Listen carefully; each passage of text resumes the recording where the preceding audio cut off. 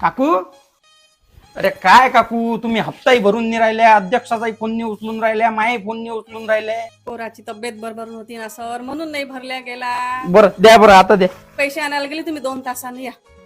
2 तासाने येत नाही मी. तुम्ही खुर्ची द्या, मी बसला राहतो इथं 2 तास. साहेब 2 तासांनी या ना, कायले वाट पाहता तुम्ही? पैसे घेऊन जायला लागते, मला भरा लागते तिकडे. डबल येणं होते का माय? मी थांबतो. मी तुम्हाला त्रास आहे का काही? आणले का पैसे? साहेब पैशाचं जुगाड काही जमलं नाही राजू. तुम्ही चालले जा, अर्ध्या घंट्यात फोन पे करतो तुम्हाला. नाही नाही, फोन पे आहे नाही माझ्याजवळ. माझे फोन पेच बंद आहे. मी बसतो इथं, अर्धा तास अजून वाट पाहतो. साहेब त्या काकू काही पैसे देऊन नाही राहिले, काय करू? तिथंच बस, वसुली आली नाही तर पगार होणार नाही तुया.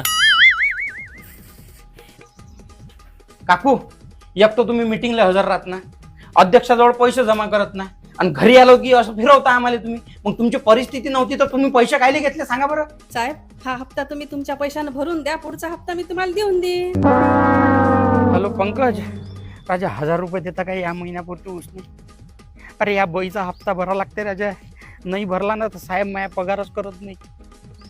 हा हा, पगार झाल्याबरोबर तुला पैसे देतो, फक्त 1000 रुपये द्या.